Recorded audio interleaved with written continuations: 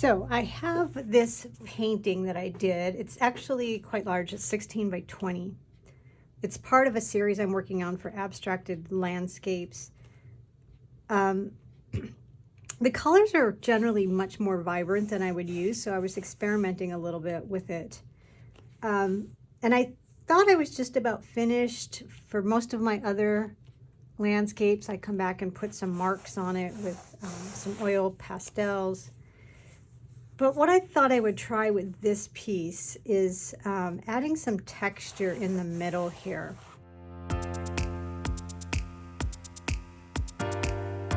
So I have these crumpled up tissue paper strips, and I think I'm going to add something, you know, just here in the yellow section.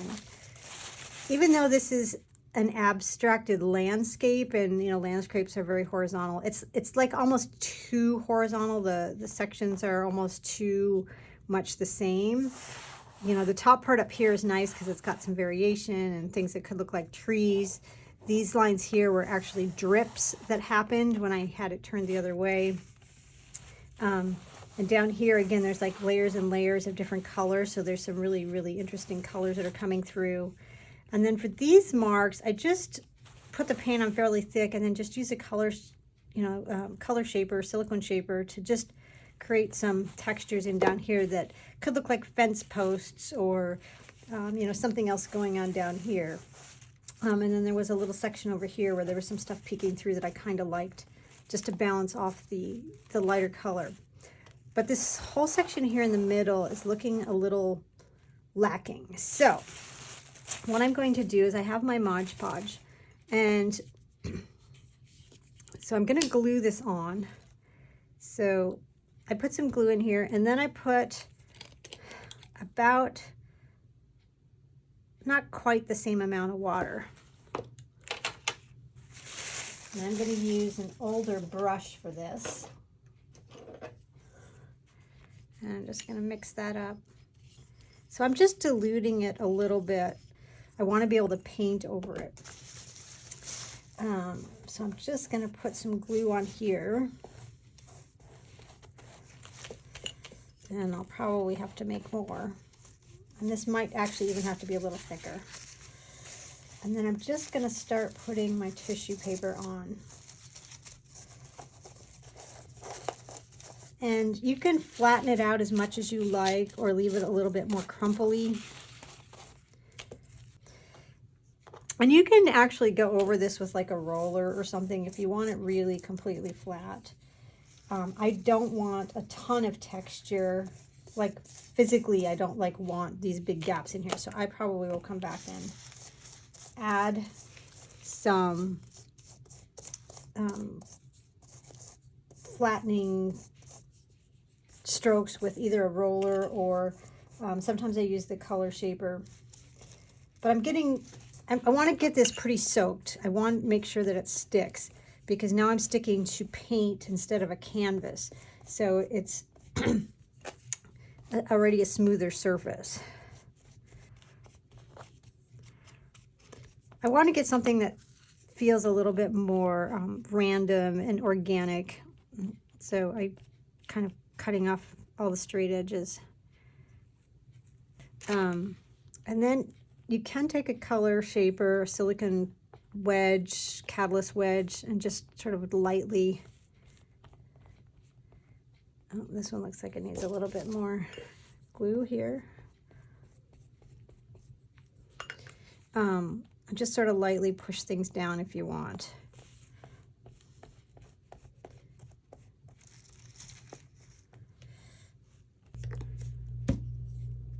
Okay, let's let this dry, and then I'll come back and do kind of a acrylic wash on it, meaning I probably will dilute the paint so that it soaks into the paper and creates more of a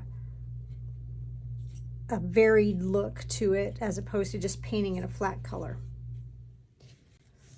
Okay, so I will let this dry for quite a bit of time, overnight, and it is ready to go. The tissue paper has sort of dried on here. I did just do a quick check to make sure that all of the edges were glued down. I have this little end here that I'll pull off. But what I wanted to show you is this one, which is one that I have done a while back. And you can see here, I used the same method where I put the tissue paper on here, let it dry, and then came back over it with acrylic inks and created this sort of seascape-ish texture on this one.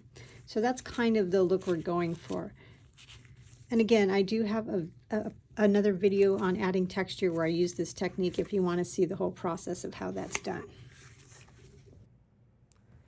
So now let's go ahead and get it painted. And so I'm using some yellow ochre, just watering it down because I want a really thin layer. I want this to act like a glaze. So I'm just mixing it, adding lots of water. I also actually add some airbrush medium, and that helps to thin it out a little bit without diluting the color. You could also use probably a regular medium, but the airbrush medium is really good for really more liquid type paints. And then I'm just taking my big flat brush and I'm going to paint it on here, but I also did a quick spray there just so the tissue paper gets a little damp. And the video here is twice the speed that I was actually painting because it did take a little bit of time to sort of paint that. And then what I do is I grab a baby wipe and I just sort of start blotting some areas. So if you think about staining furniture or something like that, you know, you put the stain on and then you kind of wipe off the excess and it sinks down into the wood and creates that really neat stained look. That's kind of what I was looking for here with the variation in texture. So now I just have this, I believe this is cadmium orange, and I'm painting a little bit of that on there, just over the texture part, so you can see the relief for that, and sort of pulling in a little bit of that orange from the section above, highlighting some of the texture a little bit. And now I'm also using the Alizarin Crimson, which is the color in the section below. And just adding a little bit of that as well.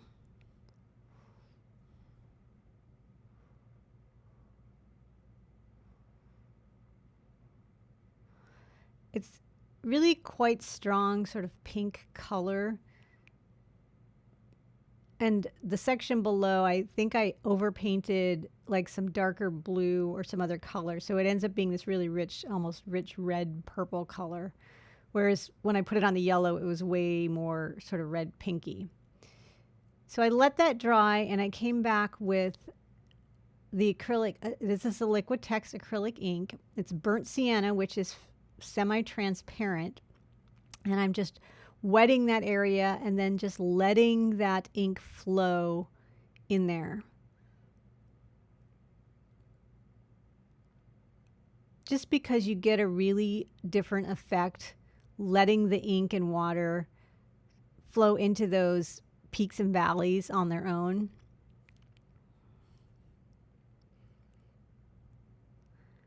I'm just spreading it around a little bit here to see if I can spread it out, let it run a little bit more,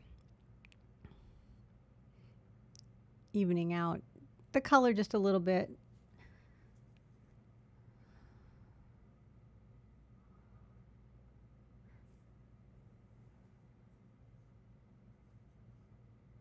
All right, so that's dried a little bit, and I decided that I needed to add another layer of tissue paper below that in the red section. Because that section is fairly large and that red is really strong, that big line between the yellow and the red section just really stood out. So I thought maybe if I added another tissue paper section and painted it or stained it a lighter color, it may sort of blend those sections together a little bit more. So here I'm just gluing on the tissue paper like I did with the first section.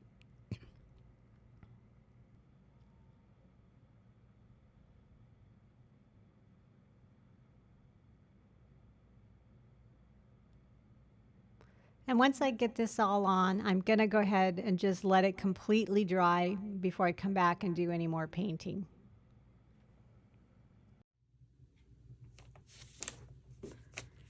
Okay, so this second edition of tissue paper has dried completely. And originally I was thinking I was just gonna put white ink over it. But I think looking at it now, because the tissue paper was white, it might be a little too stark as white.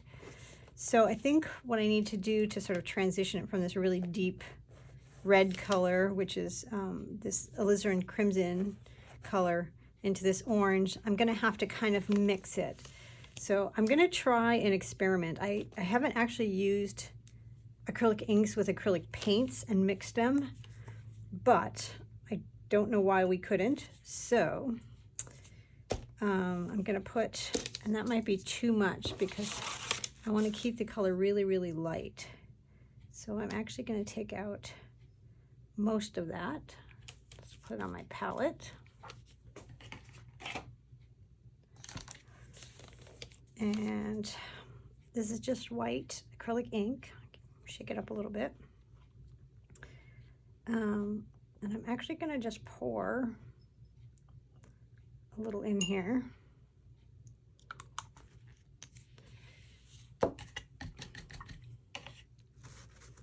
And mix it up, which should give me kind of a pink. But I'm hoping that it also keeps it thin, because I want to use this kind of as a glaze. So the other option is to actually add in a little bit of glazing medium, which will add some transparency, but it won't change the color of my paint, my pigments.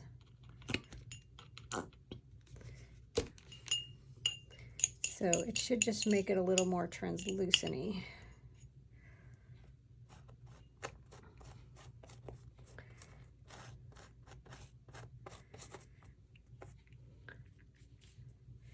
Now this background is alizarin crimson, but it was painted over, I believe, like a Prussian blue or something. So it's got these really deep colors.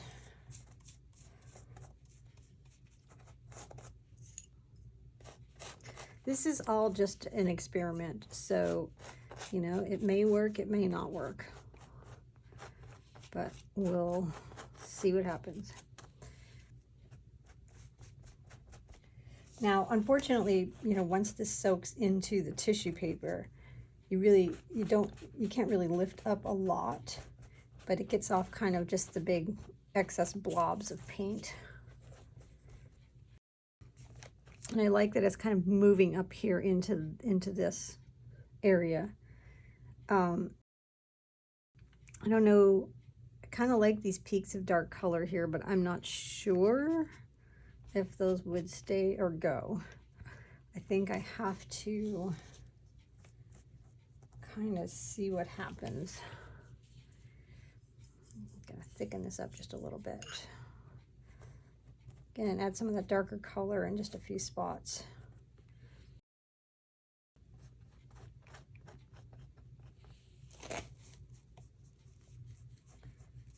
This is definitely one of the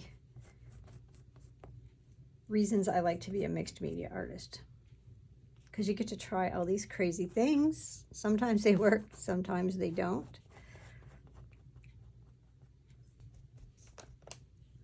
All right, I think I need to let this dry because it probably will dry a little bit darker, and it definitely will dry duller. So we'll have to see what that looks like. Now, I did have glazing medium in here, which has a little bit of a shine to it. So it is going to have a little bit of a gloss, but it shouldn't really be much different than the acrylic finish. Okay, I think before this completely dries, I'm going to try to knock back these edges just a little bit.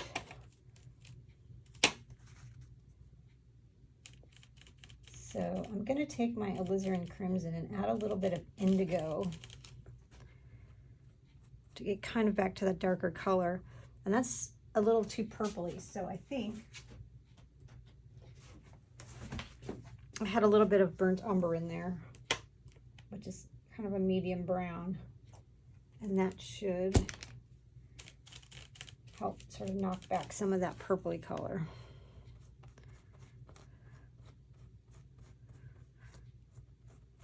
And I'll try to follow maybe kind of the texture of the tissue paper as far as which directions they're going. And if you're familiar with watercolor, although you do it in acrylic painting too, I'm just kind of what they call dry brushing.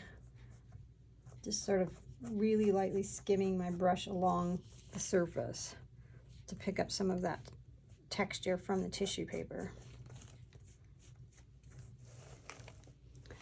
Okay, so that's starting to dry, and I can see that I like sort of feathering that hard edge in. So I have this hard edge here, so I thought I would do the same thing up here.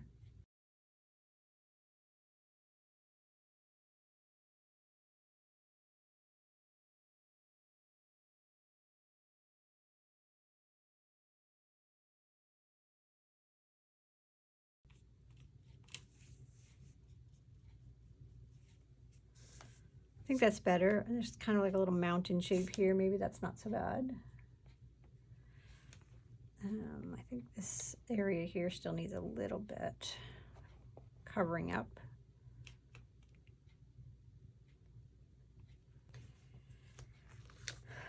Okay, I'm still not sure I like this pinky color.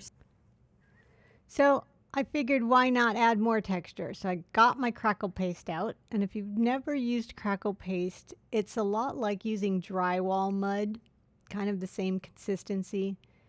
And you want to make sure you put it on and smooth it out fairly well. It doesn't work as well when you have a lot of peaks and valleys. It's not like molding paste where you want to put it on thick and have some texture. With Crackle paste, you actually do want to smooth it out. The thicker you put it, the bigger the crackles you'll get. The thinner it is, the smaller the crackles will be, the crackle effect. So I'm just getting it on, and we'll let it dry. Okay, so the Crackle paste is now dried on here. You can see the detail. It makes these great little crackle textures. So this will be fun to play with.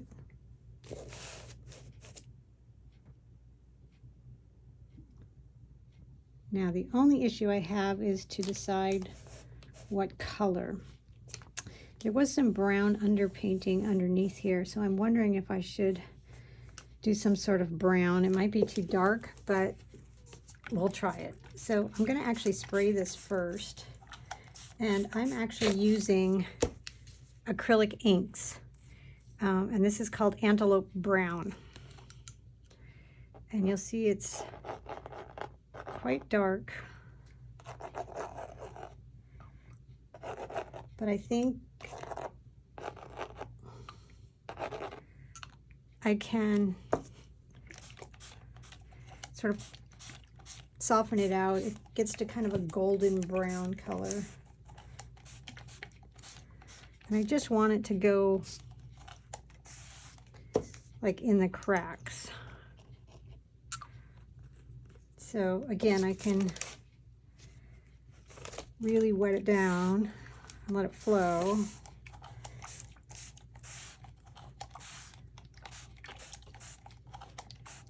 And it really shouldn't affect anything other than those cracks. And I'm just going to tilt it and let it run and see what I get.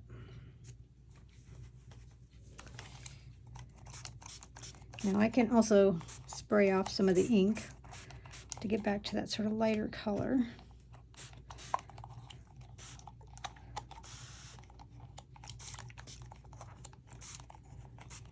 I'm really looking just to get that color down in the cracks.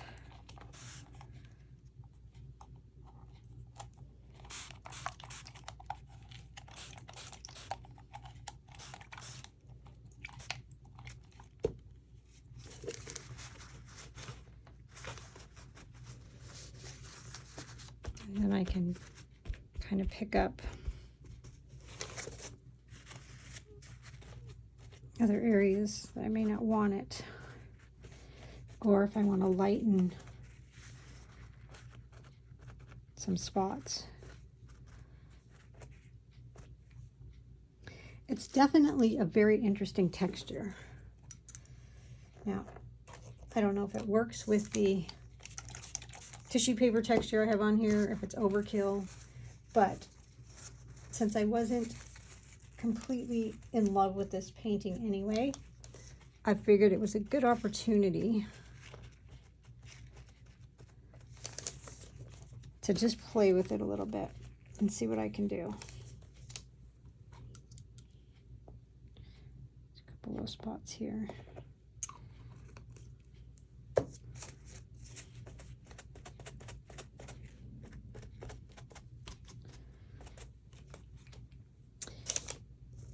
It might work. I think actually I probably would want to go back to some darker areas, maybe along the bottom.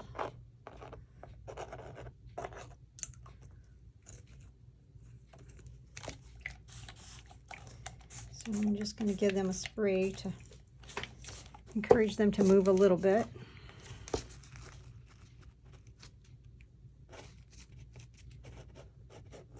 Now you have to be a little bit careful with the Crackle paste because it's easy to damage it and rub it off. So I'm just sort of dabbing.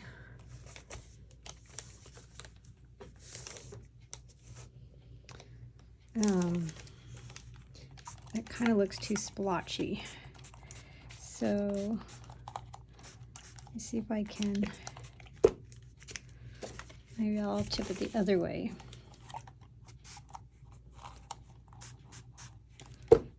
Just get some to run down to the other end.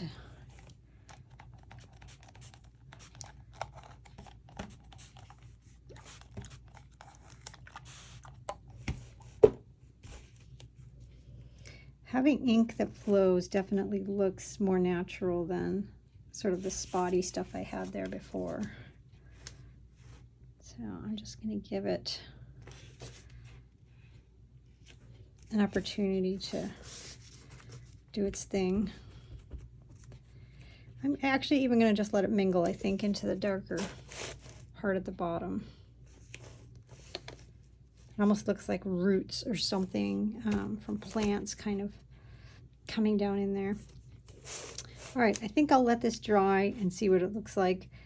This painting may be done. There may not be much more I can do here. I did think about lightening up this yellow strip just a little bit, or adding some variation in here, just to sort of brighten that up since it's so dark down here and I have this really bright white sky up here. But I want to let this dry and see if this dries. It should dry just a tiny bit darker since it is acrylic, but it's going to be hard to judge until it is. This has completely dried, and it's kind of cool. I like the smaller crackles in with these larger tissue paper things. And I don't mind the color, but I think we need to add a little bit of sparkle. So I grabbed my gold Mica Flakes. I figured we've already got all this texture on here, paint texture up here, tissue paper texture. Why not just add some flecks, right? Let's just go for it. Mica Flakes are from Golden, and you'll see it comes in like a gel mixture so that it's easy to spread on. So I'm just going to take my silicone tool and very gently put it on over the Crackle. Maybe we'll go out a little bit. The Crackle is very fragile because it's got some texture to it. So if this is going to be used as a final print, I'm going to have to seal this somehow so everything stays on here. So I could just put a layer of gloss medium or matte medium or satin medium over it. I could also add a varnish, and varnishes also come in all of those finishes. I'll pull a few flecks up and down here too. So this, when it dries, will be clear, and all you should see are the little flecks.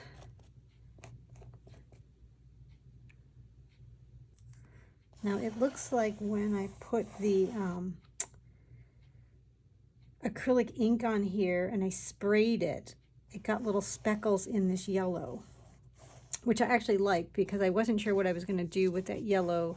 It was a little too flat, but you'll see it sort of sprayed up in there, and the ink kind of moved up in there when I sprayed it. So I actually like that much better. All right, let's let this dry and then we'll take a final look at it. The mica has dried on here, and you can see what a great little effect it is. It just adds a little bit to this painting. I also went back and there was a longer area here of light color that I painted over just a little bit, and a little bit over these marks I had made down here because they were just, I think, a little too distracting. So I am going to call this done. I'm happy with the way this turned out, and now I need to make sure that I finish this to seal all of this in so that these little flecks don't come off and this texture stays